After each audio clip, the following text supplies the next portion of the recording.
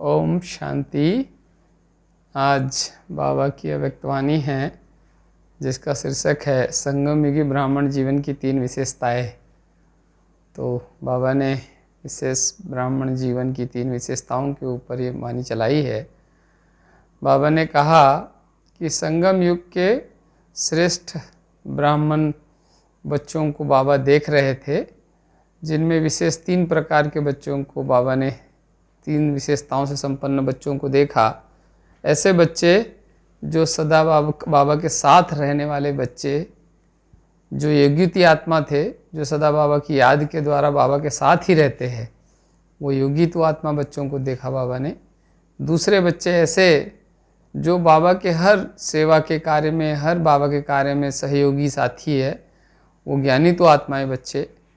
और तीसरे ऐसे बच्चे जो बाप के साथ चलने वाले, बाप समान कर्मातीत आत्मा बनकर चलने वाले बच्चों को बाबा ने देखा। तो अगर इन तीनों विशेषताओं में से एक भी कम है तो संपूर्ण ब्राह्मण जीवन के सुख व प्राप्तियों से वंचित रह जाते हैं। तो ये तीनों विशेषताएं ब्राह्मण जीवन में होना आवश्यक है। यदि एक भी कम होती है तो ये जो संगम युग का जो श्रेष्ठ ब्राह्मण जीवन है, जो देवताओं से भी श्रेष्ठ है, स्वयं परमात्मा जब साथ में है तो उसके सुख को या उसकी प्राप्तियों को महसूस नहीं कर पाते हैं और उससे वंचित रह जाते हैं। तो बाबा ने कहा कि अभी तो सर्व प्राप्तियों एवं संपूर्ण स्थिति को प्राप्त करने का वरदानी समय है।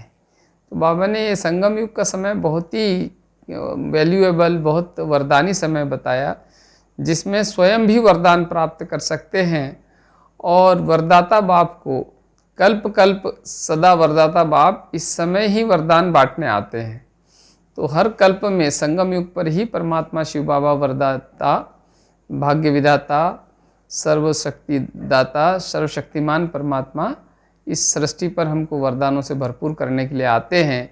इसीलिए बहुत ही अमूल्य समय है, बहुत ही वैल्यूएबल समय है, उसको गंवाना नहीं है, उसको सफल करना है। उसमें ईश्वरीय सेवाओं में तन मन धन समय शक्ति लगा करके और इस समय की सफलता को वरदानी रूप में प्राप्त करना है। फिर बाबा ने कहा सतयुग में भी एक का पदम गुना प्राप्त नहीं होता है। ये समय की ही बलिहारी है कि इस समय में एक का पदम गुना भाग्य मिलता है। जो एक सफल करता है तो उसको पदम गुना भाग्य मिल जाता है। तो इसीलिए कहा गया है कदमों में पदम है। तो ब्राह्मण, ये संगम युगी ब्राह्मणों के कदमों में पदम है। जो एक कदम भी सेवा के अर्थ या ईश्वरीय कार्य अर्थ उठाते हैं तो उससे पदम गुना की प्राप्ति हो जाती है। लेकिन इस वरदानी समय पर एक कदम आपका कर्म और पदम गुना बाप द्वारा भाग्य की प्राप्ति होती है। फिर बाबा ने कहा क्योंकि बाबा जानते हैं अनेक जन्मों की भटकी हुई निर्बल आत्माएं हैं। हम सभी आत्माओं के बारे में तो बाबा आदि मध्य अंत का ज्ञाता है, वो सब जानते हैं कि ये आत्माएं तो जन्म युगों से जन्म लेते लेते और अपने पूरे 84 जन्म पूरे कर अब अंत के समय पर आ गई है, तो थक चुकी है और इसीलिए निर्बल है। तो इसीलिए बाप हमेशा ऑफर करते हैं कि बच्चे सारे बोझ मुझे दे दो। तो इस समय जो भी बोझ हमारे आत्मा पर है, चाहे पुराने कर्मों का बोझा है, चाहे इस जन्म में भी कोई ऐसे कर्म हो गए हैं जो बोझ के रूप में हमारे ऊपर आत्मा पर भारी है, तो बाबा कहता है वो सब मुझे दे दो और मैं उसको लेकर और तुम फ्री हो जाओ, तुम खुश, मतलब थोड़ा हल्के हो जाओ और तुम खुशी, शांति और आनंद का अनुभव इस समय करो। क्योंकि ये ब्राह्मण जीवन तो मौजों की जीवन है, वरदान में पलने की जीवन है। फिर बाबा ने कहा बच्चे अभी तुम अपने भाग्य की लकीर जितना लंबी चाहे खींच सकते हो, क्योंकि बाबा ने हमको कर्म रूपी जो कलम है वो हमारे हाथ में दी हुई है कि श्रेष्ठ कर्म करके और हम अपने इस भाग्य को जितना चाहे ऊंचा बना सकते हैं। चाहे तो महाराजा महारानी बना लो, चाहे तो राजा रानी बना लो, चाहे तो श्रेष्ठ रॉयल फैमिली के मेंबर बना लो, चाहे जो भी हम ऊंचा पद चाहते हैं वो बना सकते हैं इस समय। तो बाबा ने हमको स्वयं ये ऑफ़र दिया हुआ है।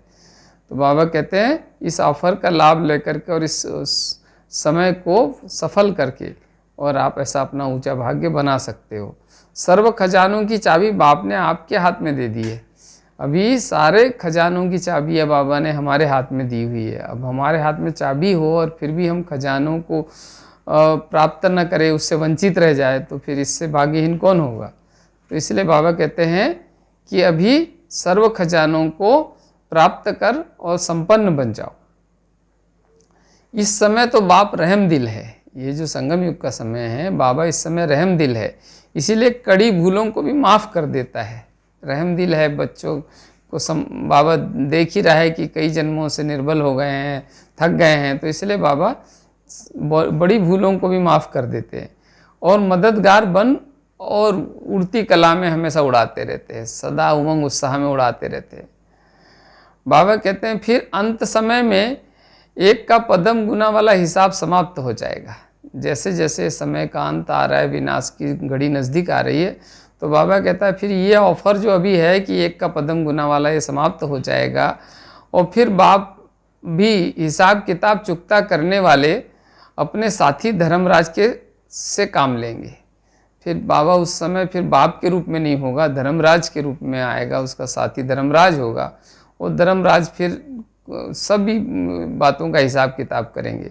तो इसीलिए अभी जो एक का पदम गुना मिल रहा है ये भी ख़त्म हो जाएगा और जो भी कड़ी भूले हो गई है उस पर भी बाबा माफ़ी दे रहा है, वो भी ख़त्म हो जाएगी। तो बाबा ने कहा कि इस समय बाप दादा द्वारा जो रिज़ल्ट खुलनी है उसके पहले स्वयं अपनी रिज़ल्ट चेक करके और उसको चेंज कर लो। तो फिर रिज़ल्ट खुलने के पहले जो करेक्शन या जो भी सुधार करना चाहते हो कर लो, नहीं तो फिर एक बार रिज़ल्ट खुल जाएगी तो फिर तो सबके सामने आ जाएगी। फिर तो जो भाग्य बन गया सो बन गया और जो रह गया सो रह गया। तो इसीलिए अभी लास्ट चांस ये मिला हुआ है। बाबा कहते हैं तुम बाबा की सदा छत्र छाया में रहो तो फिर माया के आने वाले तूफानों से सदा बचे रहेंगे, क्योंकि बाबा की छत्र छाया में माया नहीं आ सकती। माया फिर दूरी भाग जाती, क्योंकि देखते हैं बच्चा बाप के साथ है तो माया भाग जाती है। फिर तो बाबा ने कहा फिर नाम बच्चों का है और काम सारा बाबा कर देता है, तो सदा प्राप्ति हमें मिल रही है और करण करावनहार बाप हमारे साथ है तो सारा तो वही कर देता है। फिर बाबा ने कहा कि सदा आनंद प्रेम और सुख शांति के झूले में झूलते रहो। संगम युग तो सदा खुशियाँ मौज मनाने की जीवन है और सदा बाबा का साथ है, तो सदा खुशियों में झूलते रहो। फिर बाबा ने कहा अभी चित्रगुप्त गुप्त है, फिर प्रत्यक्ष हो जाएगा तो सारा हिसाब किताब फिर करेगा और फिर कोई माफ़ी नहीं मिलेगी। इसलिए अभी चूँकि उसका समय है, थोड़ा सा ग्रेस पीरियड मिला है, तो उसमें अपने सारे विकर्मों को सुधार करके और श्रेष्ठ कर्म का भाग्य बना लो। फिर महारथी की बाबा ने कहा कि महारथी वो है जिनके हर बोल और कर्म में सेवा समाई हुई है और जो सेवा के बिना रह नहीं सकते, वही महारथी आत्माएं होती है। उनके चलन से, उनके चाल चलन, उनके भाव स्वभाव से, उनके हर छोटे बड़े कर्म से भी दूसरों को सदा सेवा होती है, दूसरों की सदा शिक्षा मिलती है, दूसरे लोग सदा, दूसरे आत्माएं उमंग उत्साह में आ जाती है। तो इसलिए उनका हर कर्म ही सेवा का साधन बन जाता है। फिर आपके साथ दुआएं भी है और दवाएं भी है।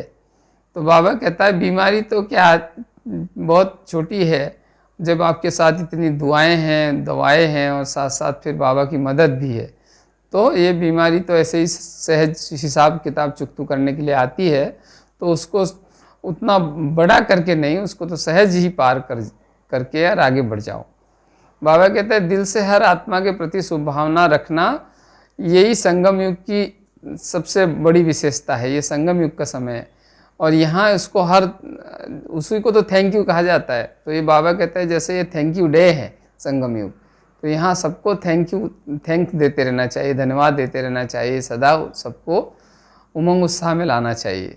फिर बाबा ने आज के वरदान में कहा कि खुशी के साथ शक्ति को धारण कर विघ्नों को पार करने वाले विघ्नजीत भव। तो बाबा ने कितना बैलेंस बताया कि खुशी भी अपार हो तो साथ साथ शक्तियों को भी धारण करना है, तभी विघ्नों को पार कर सकेंगे और तभी विघ्नजीत बन जाएंगे। तो इसलिए सदा आनंद खुशी में भी रहो और साथ साथ शक्ति स्वरूप अवस्था में भी रहो, ताकि विघ्नों से सदा विजयी बन सके। फिर बाबा ने उस डिटेल समझाते हुए कहा कि जमा करने वाले जो होते हैं वो बचत का खाता भी जमा करते हैं और वही आत्माएं फिर बाद में अनुभवी और शक्तिशाली बन जाती है। फिर जैसे कोई कोई अभी अभी कमाया, अभी अभी बांटा, तो फिर खर्चा हो जाता है सारा, तो फिर कुछ बचत का खाता नहीं होने से उतनी शक्तिशाली नहीं बन पाते हैं। बाबा ने कहा चेहरे में सदा खुशी की झलक होनी चाहिए, और खुशी की झलक जैसे चेहरे में दिखाई देती है ऐसे ही शक्ति की झलक भी होनी चाहिए, तभी संपूर्ण महान बन पाएंगे। फिर आज स्लोगन में बाबा ने कहा परिस्थितियों में घबराने के बजाय उन्हें शिक्षक समझकर पार करना और सदा उसको खिलौना समझकर आगे बढ़ जाना, तो तभी महान हुए। तो परिस्थितियों से घबराए नहीं, बल्कि मुझे उनको अपना शिक्षक समझकर उनसे पाठ पढ़ लेना चाहिए, सीख लेना चाहिए और आगे बढ़ जाना चाहिए। यही बाबा ने आज विशेष इस व्यक्तवाणी में कहा बाबा ने। तो 3 विशेषताएं बाबा ने जो आज देखी वो थी योगी तू आत्मा, ज्ञानी तू आत्मा और बाप समान कर्मातीत आत्मा। तो ये तीनों विशेषताएं हमको धारण करनी हैं और बाबा से वरदान लेकर के और वरदानी मूर्त बन जाना है। सदा सुख शांति आनंद प्रेम के झूले में झूलते रहना है। तो आज विशेष बाबा ने यही हमें शिक्षा दी। फिर बाबा ने कहा तुम्हें श्रेष्ठ कर्म भाग्य बनाने के लिए संगम युग का समय है, डायमंड एज। इसमें तुम अपने भाग्य को स्वयं जो लकीर खींचना चाहो खींच लो। तुम्हें बाबा ने अपना अवसर दिया हुआ है, इस कर्म की कलम दी हुई है, और उससे अपनी भाग्य की लकीर जितनी लंबी चाहे उतनी ऊंची से ऊंची खींच लो, अच्छा भाग्य बना लो, ताकि एक का पदम गुना पाकर और संगम युग के इस समय को सफल कर सतयुग में श्रेष्ठ महाराजा महारानी देवी देवता बन जाओ। तो यही आज की मुरली का मूल भाव था। अच्छा, ओम शांति।